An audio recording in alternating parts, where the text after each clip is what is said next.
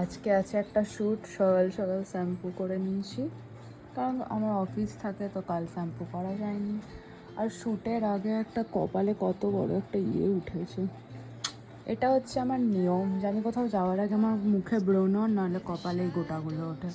তো যাই হোক, আজকে কেমন লুক হচ্ছে সেটা তোমাদের সাথে শেয়ার করবো। চলো ভাই, রেডি হয়ে গেছি, তো চলো ওখানে গিয়ে শেয়ার করবো যে আজকে আমার কি লুক হচ্ছে। ঘর থেকেই কিছু খেয়ে দিয়ে বেরিয়ে পড়লাম কিন্তু বাস ধরার জন্য। আর আমি আর আজকে শ্যুট লোকেশন ছিল আমাদের সিটি সেন্টার অম্বুজাতে। তো এখানে আমি এজেন্ট বাস ধরে নিয়েছি, এবার বাসে করে আমি পৌঁছে গেছি আমার লোকেশানে। এখানে আমি নামলাম।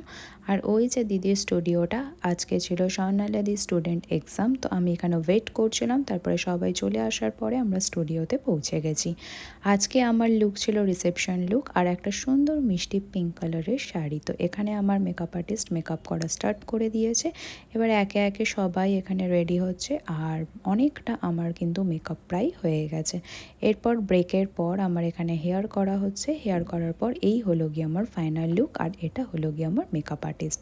কেমন লাগলো আমার ফাইনাল লুকটা অবশ্যই কমেন্ট করবে, আর আমাকে কেমন লাগছে অবশ্যই কমেন্ট করতে ভুলবে না।